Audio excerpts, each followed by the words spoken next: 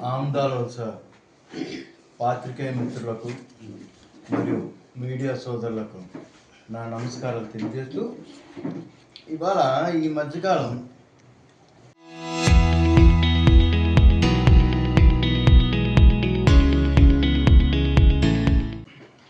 Social మీడియాలో నేను తరచూ రాజకీయ నాయకుల యొక్క వాళ్ళ యొక్క పనితీరు కానీ వాళ్ళ యొక్క అప్డేట్ని కానీ తరచూ నేను చూస్తూ ఉన్నప్పుడు అనూహ్యంగా మన ఎంపీ రామ్మోహన్ నాయుడు గారిది ఒక రీల్ అన్నది ఫేస్బుక్లో బయటపడింది. అది ముందు మనం చూశాక ప్రెస్ మీట్ని ఒకసారి నేను స్టార్ట్ చేయాలి. ఓకే, ఈరోజు నాకు ఎంతో ఆనందకరమైన రోజు. దశాబ్దాలుగా ఎదురు చూస్తున్న ఒక కీలక సమస్య మన కూటమి ప్రభుత్వ హయాంలో నేను కేంద్ర మంత్రిగా ఉన్న సమయంలో పరిష్కార దిశగా ముందడుగు వేయడం ఎంతో గర్వంగా భావిస్తున్నాను. నా ఆశయం మాత్రమే కాదు, నాన్నగారు స్వర్గీయ కింజరాపు ఎర్రనాయుడు గారి తాలూకా సంకల్పం కూడా అది. జిల్లాలో సాగునీటి ప్రాజెక్టుల్ని పూర్తి చేసి సిక్కోలుని సస్యశ్యామలంగా చేయాలి. ఆ లక్ష్యంతోనే ఎన్నో అవరోధాలని అధిగమిస్తూ ముందుకు వచ్చాం. ఆ కృషి ఫలితంగా వంశధార నదిపై నేరేడి బ్యారేజీ నిర్మాణానికి ఉన్న అన్ని ప్రధాన అడ్డంకులు తొలగిపోయాయని మన శ్రీకాకుళం జిల్లా ప్రజలకి, ముఖ్యంగా మన రైతాంగానికి తెలియజేస్తూ నా తాలూకు ఆనందాన్ని కూడా వ్యక్తపరుస్తున్నాను.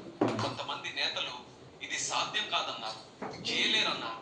కానీ నేను ఈ సున్నితమైన అంశాన్ని ఒక బాధ్యతగా తీసుకొని పార్లమెంట్ లో, కేంద్ర మంత్రుల వద్ద, ట్రిబ్యునల్ ముందు ఒడిశా ముఖ్యమంత్రి గారికి మరియు ఇతర నాయకులతో నిరంతరం చర్చలు జరిపి అందుబాటులో ఉన్న ప్రతి వేదికను కూడా ఈ సమస్య పరిష్కారానికి వినియోగించుకొని ఈ సమస్యకి ఒక పరిష్కార దిశ చూపించే మాధ్యంగా ఈ రోజు ముందుకు నడుస్తున్నాం. నాకు ఎప్పుడు నమ్మకం ఉండేది ఈ యొక్క సమస్యని మనం పరిష్కరించుకోగలమని. అందుకని నాన్నగారి ఎర్రనాయుడు గారి 69వ జయంతి సందర్భంగా ఒక హామీ కూడా ఇచ్చారు. నేరేడి బ్యారేజీని కూటమి ప్రభుత్వ హయాంలో పూర్తి చేసి తీరుతామని చెప్పి ఆ రోజు చెప్పినటువంటి మాటకి ఈ రోజు ఒక ముందడుగు పడింది. ప్రధానమంత్రి గారు నరేంద్ర మోదీ గారు ఆయన అన్నాడు, ఎర్రనాయుడు గారి కళ రైతాంగానికి నీళ్ళు అందించాలా. ఇదేదో కూటమి ప్రభుత్వం అంటే ఇదేదో రామ్మోహన్ నాయుడు గారి దయ వల్లే, రామ్మోహన్ నాయుడు గారి కృషి వల్లే. రామ్మోహన్ నాయుడు గారు లేకపోతే ఆ వంశధార ప్రాజెక్టే లేదన్నట్టుగా ఆయన మాట్లాడుతూ ఉన్నాడు. అయ్యా రామ్మోహన్ నాయుడు గారు, చరిత్ర తెలుసుకొని మాట్లాడు. ఎందుకనంటే వంశధార నదీ జలాల సమస్య 60 ఏళ్ళ చరిత్ర కలిగింది. దీన్ని దయచేసి రాజకీయ క్రెడిట్ కోసం మాత్రం దీన్ని వాడకండి. 60 ఏళ్ళ ఘన చరిత్ర కలిగినటువంటి వంశధార ప్రాజెక్ట్. లోపలికి వెళ్తే సబ్జెక్టులోకి 1961 బొడ్డేపల్లి రాజగోపాలరావు గారు ఆలోచన నుంచి వచ్చినటువంటి ప్రాజెక్ట్ ఇది. అదే సంవత్సరంలో దామోదర్ సంజీవయ్య గారి చేతుల మీదుగా శంకుస్థాపన కూడా జరిగింది. ఎప్పుడు? 1961లో. ఇచ్చాపురం వరకు నీళ్ళు అందించాలన్న లక్ష్యంతోనే ఈ ప్రాజెక్టుకు ఒక శ్రీకారం చుట్టడం జరిగింది. ఇది ఏ పార్టీకి చెందినటువంటిది కాదు, ఇది ఉత్తరాంధ్ర రైతాంగం హక్కు. ఇది ఏ రాజకీయ పార్టీకి చెందింది కాదు, ఇది ఉత్తరాంధ్ర రైతాంగ హక్కు. అసలు సమస్య ఏమిటి? ఒడిశా అభ్యంతరాల వల్ల దశాబ్దాలంగా నిలిచిపోయినటువంటి వంశధార ప్రాజెక్ట్ ఇది. 2010లో ఏర్పాటు చేసినటువంటి వంశధార వాటర్ ట్రిబ్యునల్ 2017 సెప్టెంబర్ 13న తుది తీర్పిచ్చింది. ఈ తీర్పే ప్రాజెక్టుకి చట్టబద్ధమైనటువంటి మార్గం సుముఖం అయ్యింది. అవునా కదా? అటువంటి పరిస్థితుల్లో ట్రిబ్యునల్ ఏం చెప్తుంది? ఏపీకి నేరేడి బ్యారేజీ నిర్మించుకోవచ్చని. ఏపీ నేరేడి బ్యారేజీని మీరు నిర్మించుకోవచ్చు. మొత్తం 115 టీఎంసీలు నీరు అవసరం ఉండగా, అంటే ఆ బ్యారేజీ వాళ్ళు వచ్చింది 50 టీఎంసీలు నీరు అన్నది మనం ఏపీ వాడుకోవచ్చు అన్నదే ఆ ట్రిబ్యునల్ ఇచ్చినటువంటి తీర్పు. టీఎంసీలు. కానీ ఒడిశాలో 106 ఎకరాల కొనుగోలు చేయాల్సిన పునరావాసం కింద ఇవ్వాలా.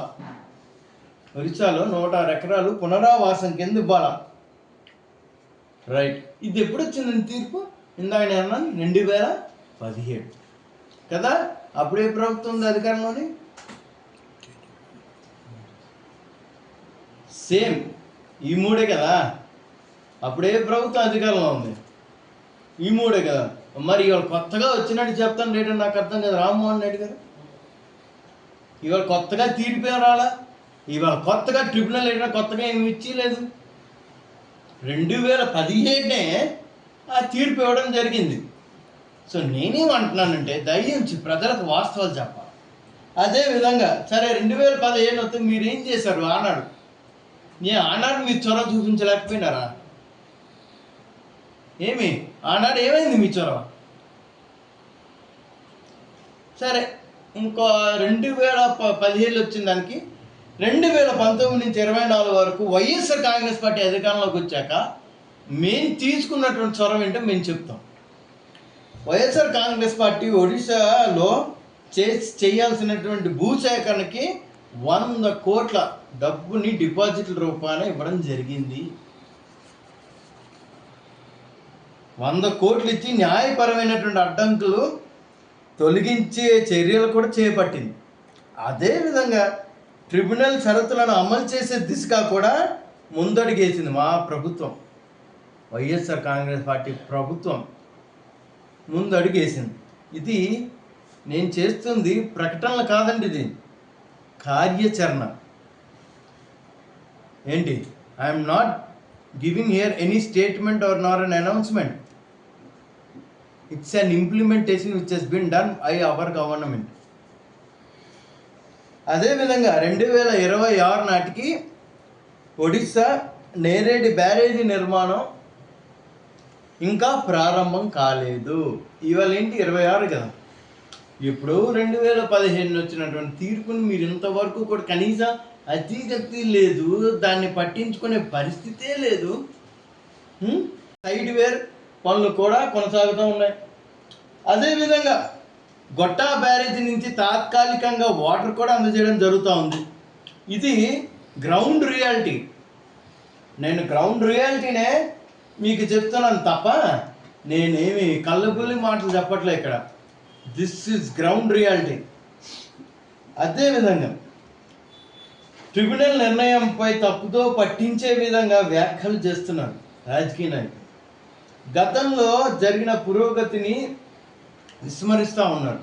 అదేవిధంగా ఇక్కడ ప్రత్యేకించి ప్రస్తావించాల్సింది ఎవరిదండి? మన సెంట్రల్ మినిస్టర్ కింజరాపు రామ్మోహన్ రెడ్డి గారు. అవునా కదా, ఆయనే కదా. నాకెంతో ఆనందంగా ఉంది, నాకెంతో సంతోషంగా ఉంది. ఆనాడు ఏంటి వాళ్ళ నాన్నగారి మీద 59వ 58వ జయంతి నాడు నేను చెప్పాను, ఇవాళ సాధ్యపడింది, ఇవాళ కాదండి. అదేవిధంగా ట్రిబ్యునల్ తీర్పు 2017 వచ్చింది. భూసేకరణ ప్రక్రియ 2019లో తర్వాత వేగవంతం అందుకుంది. డిపాజిట్లు, న్యాయపర చర్యలన్నీ ఇప్పటికే జరిగాయి. ఇవి రికార్డులో ఉన్నాయి. ఇవన్నీ కూడా రికార్డులో ఉండేటువంటి విషయాలు ఇవి.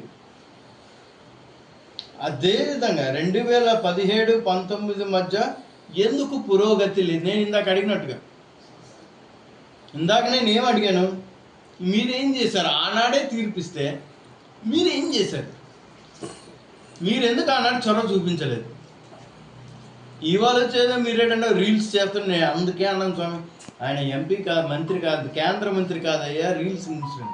పుట్టినే నేను అనలా, ఆయన రీల్స్ మినిస్టర్ నేను అందుకే అన్నాను. మా డిమాండ్ ఇప్పుడు రామ్మోహన్ నాయుడు ముందు మేము పెడుతున్నటువంటి మా డిమాండ్, కేంద్ర ప్రభుత్వం వెంటనే జోక్యం చేసుకోవాలి. ఒడిశా భూసేకరణ ప్రక్రియ వేగవంతం చెయ్యాలి. నైరేడు బ్యారేజీ పనులు తక్షణమే ప్రారంభించాలి. ఇవి 3 మా డిమాండ్ అయ్యా. ఇకపోతే రాజకీయంగా మాట్లాడతాను ఒక్క 2 నిమిషం. ముగింపులోని రాజకీయ ప్రచారం కోసం కాదు, ఉత్తరాంధ్ర ప్రజల మరియు రైతుల హక్కు ఇది. నేను మనకు కావాల్సింది ఏంటి? క్రెడిట్ కాదు, నీళ్ళు కావాలి. ఆ దిశగా మీరు అడుగులు వేయండి. ప్రచారం కాదు, ప్రాజెక్ట్ని చేసి చూపించాలి. వాస్తవాలు మీరు మసకబారితే చరిత్ర మర్చిపోదు. అదొక్కటి మీరు గుర్తుపెట్టుకోండి. మీరు చరిత్రనే మార్చే దిశగా అడుగులు వేస్తామంటే మా బోటి వాళ్ళు ఉన్నంత వరకు నీ చరిత్ర నువ్వు మార్చాలనుకుంటే అది జరిగే పని కాదు. ఎస్, ఇది ఏ ఎర్రనాయుడు గారి కన్నా కలో, లేకుంటే ఏ కూటమి ప్రభుత్వం సాధ్యం చేసినటువంటిదో కాదు. ఇది స్వర్గీయ బొడ్డేపల్లి రాజగోపాలరావు గారి కన్నా కళ. 1961లో దామోదర్ సంజీవయ్య గారి చేతి మీద జరిగినటువంటి శంకుస్థాపన. ఆనాడు నాన్నగారు కానీ, చౌదరి తేజరావు గారు కానీ, బలగ అప్పలనాయుడు గారు కానీ, తమ్మినేని శ్యామలరావు గారు కానీ, మొదలు రామ్మూర్తి నాయుడు అఖిలపక్షం. ఈ అఖిలపక్షం మొత్తం వెళ్ళి ఆనాడు విపి సింగ్ గారు ప్రధానమంత్రిగా ఉంటే ఆయన దగ్గర నుంచి కూడా మొదలుకొని కొటోడియా, మేనకా గాంధీ వంటి పెద్ద పెద్ద నాయకులు కలిసి మా జిల్లా యొక్క ప్రయోజనాలు, మా జిల్లా రైతాంగానికి ఈ ప్రాజెక్ట్ చాలా అవసరం, మీరు చొరవ తీసుకొని దీన్ని పూర్తి చేయండి అని ఆనాడే కలిశారు. ఇదేది మీ చరిత్రలో రాలేదా అని నేను అడుగుతా ఉన్నా. ఇవాళ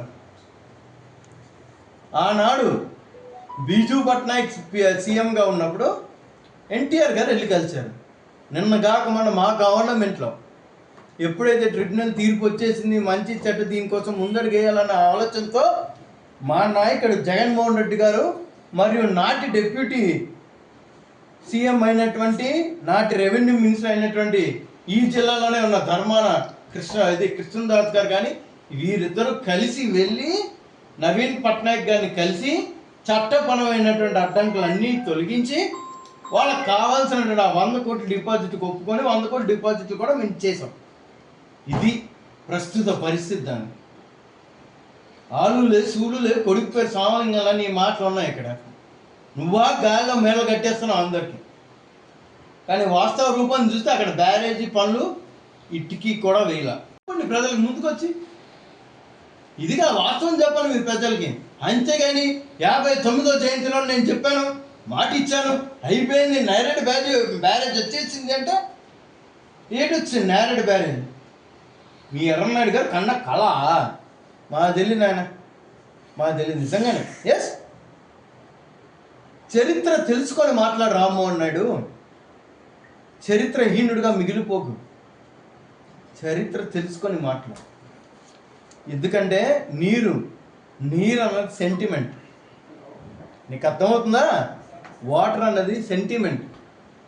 చరిత్ర తెలుసుకొని నువ్వు మాట్లాడితే చాలా బాగుంటుంది, చరిత్రలో మిగులుతావు. లేదా అదే చరిత్రహీనుడిగా నువ్వు మిగులుతావు.